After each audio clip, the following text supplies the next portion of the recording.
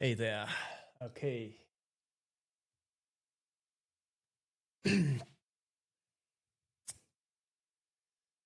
So over the weekend, I have started building out a program for dictating. And so one of the things that has happened to me continuously is that over the past few weeks, there's been this company, Whisperflow, that's been spamming me with messages that I really should try their app.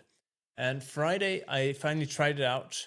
It's a dictation app. If you see here, this is their website. Their main value proposition is don't type, just speak. And so I tried out this thing just to see how well it works and whether it was something for me.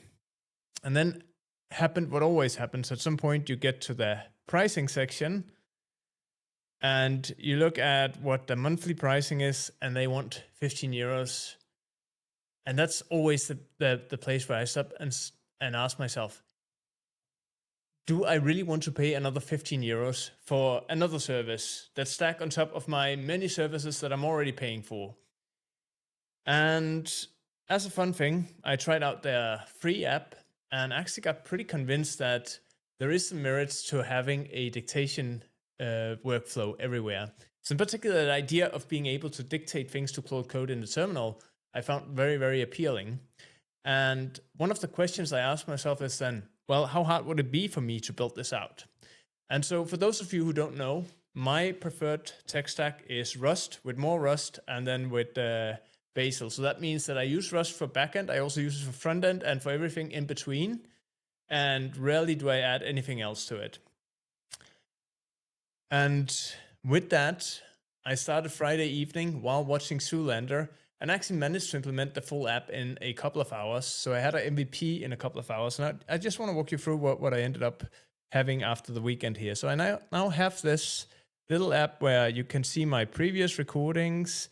It has some settings for setting up your connection to the Whisper API from OpenAI. It has the ability for you to select shortcuts and all of that. And basically, all of this was built out in a couple of hours for the first MVP, and then refined over the weekend. And here we are. I now have a version that I'm happy with. And I just want to give you a small demonstration of the workflow here. And so the way this actually works is I can go here to my terminal. I can have Claude Code, and I will hold down the key combination for calling one-up cadence, and then ask it to do something.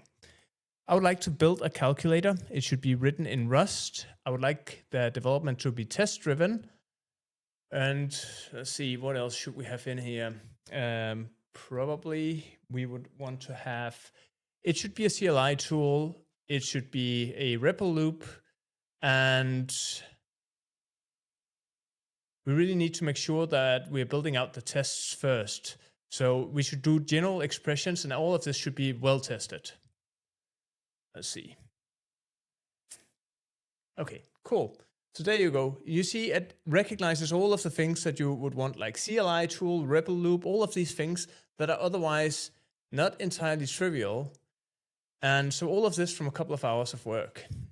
So I just want to take you through how I actually did this, or rather, not so much how I did that, because this has basically just been asking an agent to take one of the workflows I already have and then just go through it and say, okay, fix this, fix this, fix this. The more interesting bit here is how I've set up my library and how I've arranged things inside of my repository such that I can do these things at a high pace. Let me see. If we move over here. Wait, that was the wrong tab. Here. So the actual, let me make this a little bit bigger.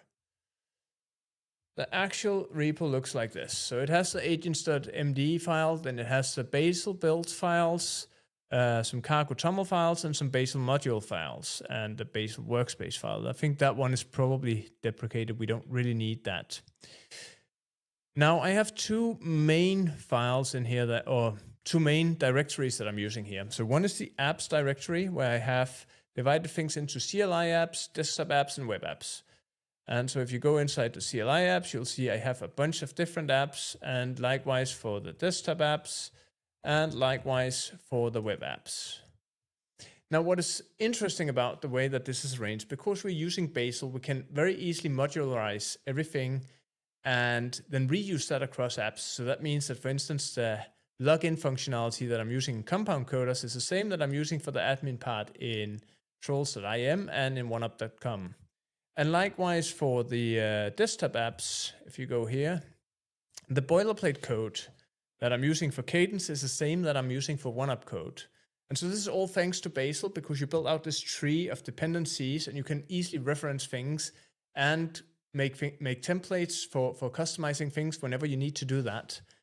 And so that means that I also have this library of things. So rather than having, so normally when you would be doing a Bazel project, you do something similar to what you do with NPM, that you have a registry somewhere with all your packaging in. I have that in libs, and then I'm using Bazel to basically link the libraries that I need.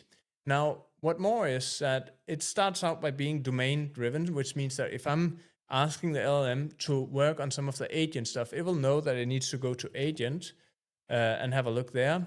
And likewise, if I ask it to work on the authentication, it will look in the authentication. And typically a project for a full stack would be comprised of 3 components. So it would have the API layer, which is basically the boundary between the backend and the front end, and the app layer, which is the backend, and then the screens, which you can see over here, which are the front end layer. And so with that provides a structure that's really easy for the agent to navigate. Now, with this, it's also very easy to find the components that you need. So when you need to start building a new app, it knows, okay, I need to look in libs for whatever I'm trying to build out and see what I can reuse there before I start reinventing the wheel. And so one of the things I have done is I have this, I actually don't remember where it is exactly. Let's see. Right, it's right here, OneUp UI, which is a, this is just a wrapper library for the actual UI components, which I believe, let's just see. Let me see. I have those ones. Find grep OneUp UI dash. Okay. So they're inside, right? Okay, so all the subcomponents are in here. Now in the agents.md file, I've clarified that whenever it can, it should be using this OneUp UI. The OneUp UI is basically a Rust version of ShatCN with a lot of different components. It has buttons, alerts, and all of these things that you would want to have when you want to build modern applications. And because all the code is there, it makes it very easy for the agent to actually understand how it should be using it. It knows where to look for it. And this is exactly the reason why it went so fast. The other thing that made that I could build this app out so fast was that I have this boilerplate directory where I basically have a boilerplate for Tari app and a boilerplate for web app, which means that when I want to start a new project, all I have to do is tell it, well, use one of the boilerplates for setting up the project, and then work out the most crucial parts of the backend, front end, and set that up. And for a project like this one, what I did was I took the website and said, okay, I want you to take this website, and then I want you to look at the repository, and then I want you to create a set of requirements, keeping the repository structure in mind, and reusing as many UI components as you can. And then it made it a complete plan for this. And this is exactly why I could pull off a MVP so quickly with this setup.